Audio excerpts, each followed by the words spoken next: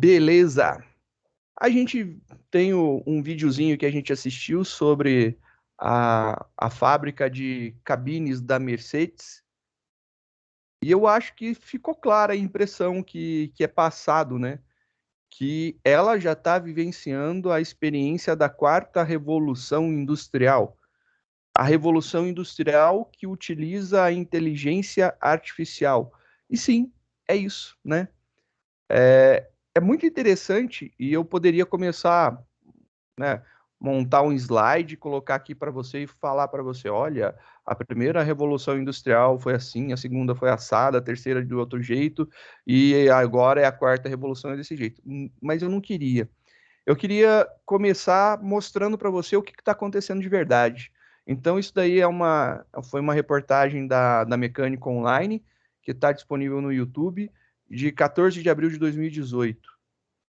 Não é muito antigo, é uma coisa bem recente, não é um negócio que aconteceu ontem, mas se você for pensar no tempo de vida de uma linha de produção, né, quando você cria uma linha de produção, ela é para viver alguns anos, tanto é que você tem os carros aí alguns bons anos, né? 5 gerações, 3, 5 gerações, então é para viver durante muito tempo. Aquele modelo específico de carro vai viver tanto tempo. Só que quando surge um modelo novo, a linha de produção não é destruída, ela não é jogada fora e vamos fazer outra. É, na verdade, ajustada, né, para a nova realidade, para as novas medidas, o novo veículo. Isso daí é uma coisa muito interessante. Eu tenho uma vivência muito legal de ter experiência, ter contato. Eu não trabalhei mas eu tenho contato com pessoas que trabalharam e trabalham, né, em várias indústrias automotivas. A gente tem aí o marido da professora Camila Martinelli, da Nissan. Tenho vários colegas que estudam comigo na pós-graduação, que um é da Mercedes, outro é da Volks, outro é da GM. Tem uma colega que era da Ford, e aí o era, vocês lembram por quê, né? A Ford deixou o Brasil, então quando ocorreu a saída, ela participou do PDV da Ford, mas ela trabalhava lá e tudo são engenheiros, né? Então, participando aí da linha de produção efetivamente falando, ou do projeto do veículo. E é uma coisa absurda o que a gente vê hoje. Quando você vê o comercial, né? Aí comercial de carro agora fala assim, é o novo carro da Volkswagen, por exemplo, pegando a Volks, por exemplo, né? Como exemplo. Agora vem com um sistema inteligente embarcado. Aí você fala assim, a inteligência artificial está embarcada dentro do carro. Só que eu falo que é isso, ó. É isso, tá vendo? É nada. Aquela inteligência artificial que você tá vendo ali na propaganda da TV é nada. A gente está vivendo um ambiente de inteligências artificiais em todo o processo fabril do carro, incluindo o projeto, teste. Eu comentei, eu acho que na aula passada, sobre o software Adam, né? É um exemplo de software de simulação que usa algoritmos de inteligência artificial, por exemplo, para fazer validação das molas do carro, para ver se o. Poderia ser, eu não sei se é esse que a indústria usa, né?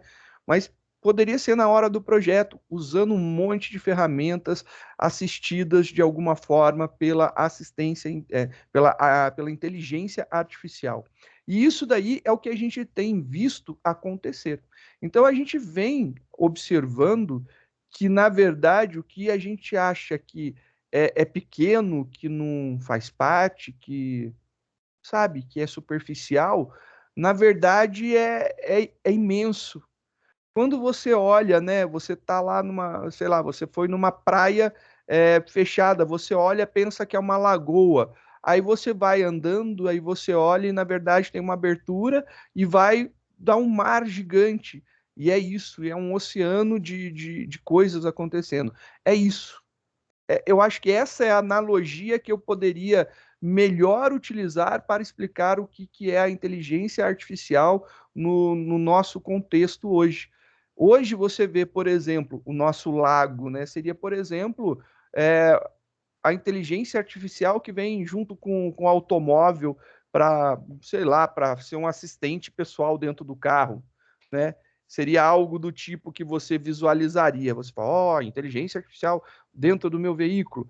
E, na verdade, não é só aquilo. Aquilo é a cerejinha do bolo para vender. Aquilo dali é assim, vou colocar isso aqui para aumentar minhas vendas.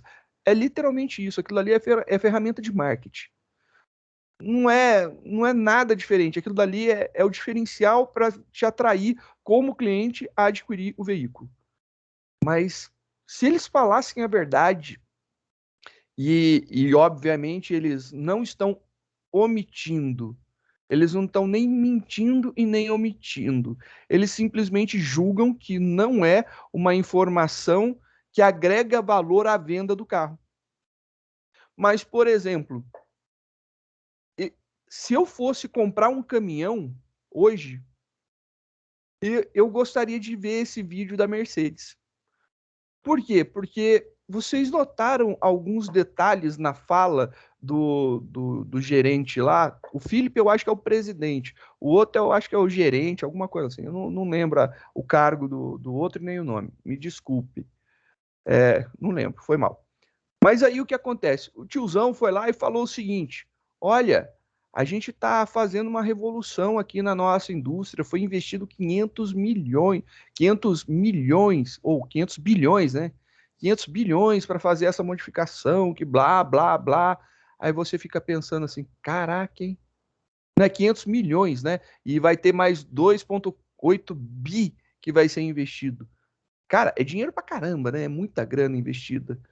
E aí você fica imaginando assim, tá, mas o que que o cara ganha em colocar um óculos Rift lá, um óculos 3D?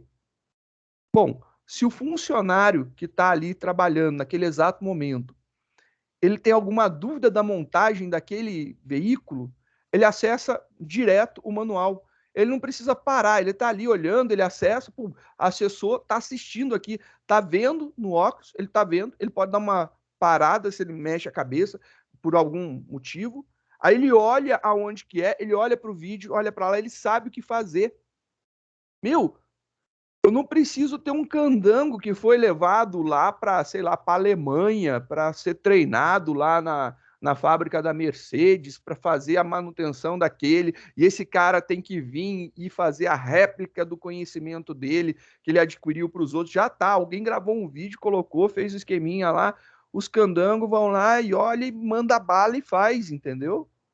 Você está gerando um custo operacional de transmissão de conhecimento. Você está democratizando o conhecimento entre as pessoas de não tão alto escalão, né? Porque para ir para fora o cara tem que ter no mínimo o domínio de uma outra língua, que não é tão simples. Ele tem que ser fluente ao ponto do cara falar em alemão com ele e ele entender tudo, e ele entender tudo aquilo, ser, além de fluente na língua, ele tem que dominar o que o cara está explicando para que ele possa compreender e reproduzir. Isso é custo, é alto o custo. Mandar o cara para outro país só para ele assistir o processo fabril ou trazer um candango lá da Alemanha para ele vir explicar aqui no Brasil como é que se faz o bagulho, meu Deus, cara, é muito caro isso daí. Ah, por que que não usa videoconferência? Tempo? Opa! O cara vai ter que fazer esse vídeo quantas e quantas vezes, para quantas unidades, o quantas pessoas vão ter que assistir, em quantas línguas. Ele fala português? Não. Então vou ter que ter um tradutor simultâneo, alguém que possa traduzir. É difícil, não é fácil. Ah, eu gravei um vídeo. Meu, reproduz para todo mundo. Olha que legal, um vídeo gravado, colocado lá no esquema deles, é capaz de ser reproduzido para todos. E isso daí é super interessante na economia. Alguém lembra o tempo de produção de um caminhão? Parece idiotice, né? O tempo de produção de um caminhão. A produção de um caminhão, segundo as técnicas de Henry Ford, ela vai, que é a linha sequencial de produção, né? Ela não conta do momento que o caminhão começa a ser criado até o momento que ele sai. Ele conta, saiu um caminhão, acabou de sair um, eu produzi um, quantos minutos demora para que eu produza o próximo? 100 minutos. Quanto que é 100 minutos? 100 minutos, 1 hora tem 60, 100 minutos tem mais 40, 1 hora e 40 minutos. Os caras estão reduzindo com todo este investimento de 1 hora e 40 para 85 minutos. 1 hora são 60 e ainda sobra mais 25. 1 hora e 25 para baixo de 1 hora e meia. Então, o tempo de fabricação de um caminhão para o outro demora 1 hora e meia. Quer dizer, 1 hora e 25, menos de 1 hora e meia, né? 85 minutos. Cara, parece que é pouco, mas não é. É uma redução significativa. Vai pegando esse tempo aí de 15 minutos entre cada fabricação e você vai ver que num dia consegue produzir um caminhão a mais. E agora eu pergunto: alguém lembra da redução de consumo de energia? Se alguém lembra, fala aí, manda aí no chat, que essa daí eu quero ver. Não foi de 55%? Ou perto de 50%? 56%, Luiz. 56%. Cara, vamos pegar assim, vamos imaginar que a redução seja proporcional, né? Então, pega o valor da conta de luz aí da tua casa, divide por 2. 56, vamos arredondar para 50, divide por 2. Se você gastava, em média, aí, sei lá, você gasta na sua casa 100, R$ 160, divide por 2, vai dar R$ 80. Cara, sobrou 80 conto ainda. Você reduzir pela metade o gasto de energia em uma indústria aonde você tem muitos motores, que é tudo trifásico, né? Você tem muita máquina elétrica, muito motor, você gasta muita energia, os galpões têm que ser iluminados. Cara, o consumo de energia é altíssimo. Se você falar para um cara, gerente de uma planta dessa daí, que você tem uma solução que fará ele reduzir em 10%, o cara aceita na hora e dá pulo de alegria.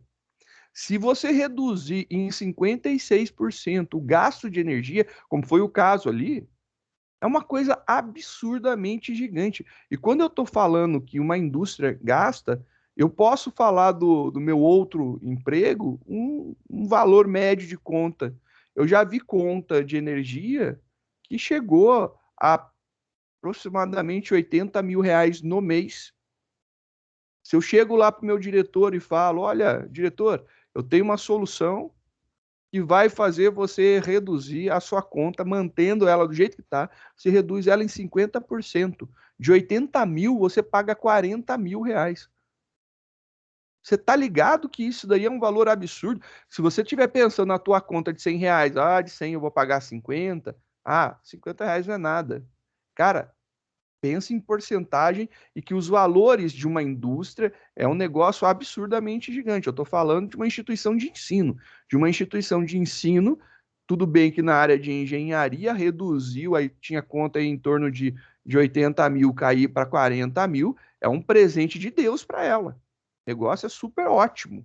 Agora você pensa no tamanho da indústria, que é muito maior que esse campus universitário, que tem muito mais consumo de energia. Qual que deve ser o valor mensal da conta? E aí você coloca lá, imaginou esse valor, divide por 2, é a economia que está tendo por mês. Dá para entender que vale a pena fazer um investimento desse? Muito provavelmente, em pouco tempo, esse investimento daí já vai ter retorno. Na verdade, deve ser um retorno muito rápido, muito rápido. E essa pegada da indústria estar evoluindo para a quarta revolução, eu acho que é o tchan que a gente deve discutir hoje. Por que eles estão indo para essa quarta revolução? O que é atrativo? Acho que ficou claro, né? Você viu no vídeo que foi apresentado o que realmente aconteceu. Ali foi um vídeo rápido de 10 minutos, tem um outro agora que eu gostaria de passar para vocês de 27 minutos, né? Que é ainda sobre a mesma empresa, sobre a Mercedes-Benz, mas você vai entender o que eles estão fazendo. Porque o cara falou, e eu ainda mandei no chat aí, o cara fala de tal de um AVG, AGV, AVG, para mim é nome de antivírus, né? Eu sou da informática, isso aí é nome de antivírus, não instale essa bosta daí, não, viu? Aí fala, não é antivírus, não. Não, não é antivírus, meu filho. Esse bagulho não é antivírus. São os carrinhos que ficam andando de um lado para o outro. Aí você fala, eu vi realmente um carrinho andando sozinho. Eu acho que você não percebeu. Você viu um carrinho, mas você não está percebendo os carros. O carro que anda sozinho é aquele um que leva o material de um lado para o outro, mas você não está percebendo que tem. Linux é melhor, você não precisa de antivírus. Não pude aguentar, né? Tinha que usar a minha maldade de hoje. Mas vocês não perceberam que o caminhão estava sobre um carrinho? Eu acho que vocês não perceberam, né? É assim, eu assisti esse vídeo muitas vezes. Não foi uma, foram várias vezes que eu assisti. E eu demorei para perceber que o caminhão que tá lá, que tem a longarina, que tem a cabine, a roda, tudo aquilo ali tá em cima de um carro autônomo, tá em cima de um veículo autônomo ali. E aí, quando ele fala que tá tudo em cima de veículos autônomos, você fala, não é só aquilo, é um monte de coisa envolvida. E é exatamente isso. Você tem um monte de veículos autônomos andando de um lado para o outro.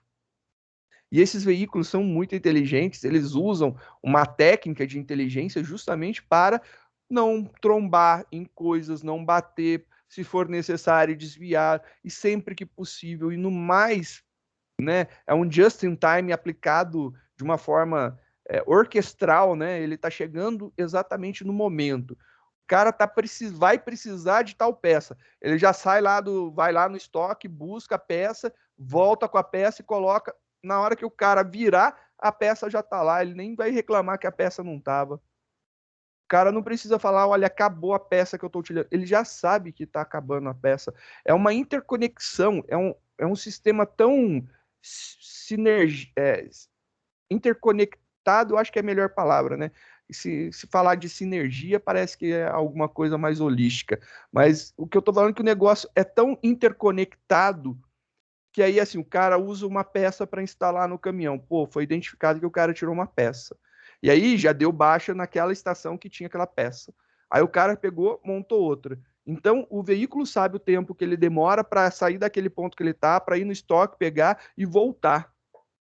Então, quando, sei lá, tá faltando 3 peças, opa, 3 peças é o tempo exato de eu sair. Ele sai, vai lá, carrega o material, volta, despeja lá, pronto, já estava sem nenhuma peça ali. O cara já vai pegar as peças, tudo bonitinho. É assim, é literalmente uma orquestra. Funciona tudo muito harmoniosamente, né? Fazer isso é fácil? Claro que não. Exige uma interconectividade de um monte de coisa. Deve de ser assim, milhares de servidores rodando, armazenando informação, sensores captando informação, mas esse investimento foi muito importante para que tudo ficasse nessa sinergia. E se você olhar lá o presidente da Mercedes-Benz no Brasil, o alemãozão lá, o Philipp, você vai ver que ele fala que as pessoas são importantes, né? E é importante para as pessoas, por várias questões. E aí eu novamente vou fazer menção ao filme do Chaplin, né? Quando você pega lá o Tempos Modernos, você assiste o Chaplin saindo com aquele movimento que ele fez o dia todo, durante vários e vários e vários e vários dias consecutivos, ele sai lá apertando a porca, ele fica fazendo um movimentinho, e aí ele fica fazendo aquele movimento. É exatamente isso que a gente está vendo. É aquele processo aonde o homem fica tão mecanizado, ele deixa de existir. E aí você fala, pô, mas eu tirei o emprego do Chaplin por causa disso. Sim, Mas você está esquecendo que você protegeu o Chaplin de ter uma lesão irreversível, por exemplo, no ombro, de ter uma tendinite, de ter danos psicológicos porque o cara ele fica com problemas por estar executando sempre o mesmo processo, e aquilo assim, destrói a vida pessoal dele, a emoção que ele tinha, o prazer de viver. Envolve muita coisa, além simplesmente de você falar que você colocou uma máquina para substituir. E a gente, quando fala que colocou uma máquina para substituir, quando você fala assim, eu coloquei um robô, isso não é 4.0, né? Isso daí é 3, é a terceira revolução industrial, da automatização dos processos. Então, quando eu falo que eu coloquei um robô que substituiu o trabalho do homem, isso daí é revolução, é a terceira revolução industrial, a revolução da automação. Quando eu falo que eu coloquei uma aparafusadeira que sabe qual que é o caminhão que está na frente dela, e ela sabe qual que é o torque que ela tem que dar, isso é quarta revolução industrial. Porque agora você está agregando. Então eu posso ter caminhão modelo A, caminhão modelo B, caminhão modelo C, posso ter vários. Chegou ali, ela identifica que é o modelo tal e ela sabe a pressão, quanto de torque que ela tem que fazer para apertar o parafuso. Ela sabe aonde que ela tem que ir e apertar o parafuso. Isso não é um robô. Um robô, ele faz processos repetitivos continuamente, de forma maestral, ele faz perfeito. Mas se você trocar o modelo do caminhão, que tem que mudar o quanto que você aperta, é uma nova configuração para aquele robô. Quando você sabe, quando o robô identifica o que está na frente dele, e ele sabe qual que é o caminhão que está chegando ali na frente dele, e ele sabe quanto que ele deve usar de torque para poder apertar, isso é inteligência artificial. É sutil. Você notou que não é assim, mudou da água para o vinho, o negócio era assim e virou da perna para... Não é. É sutil a mudança. É muito sutil. Mas é uma mudança sutil e significativa. E ela tem muito valor agregado. Então eu gostaria de colocar agora para vocês mais um vídeo. Ele tem 27 minutos, arredondando aí 30 minutos. Vai dar exatamente o término da nossa aula, né? Então eu vou fazer o seguinte, eu vou parar a gravação, a gente tem um vídeo para assistir, após isso daí a gente voltando do nosso intervalinho, acho que vai dar certinho, voltando do nosso intervalo, a gente comenta sobre esse vídeo, beleza? Pode ser assim?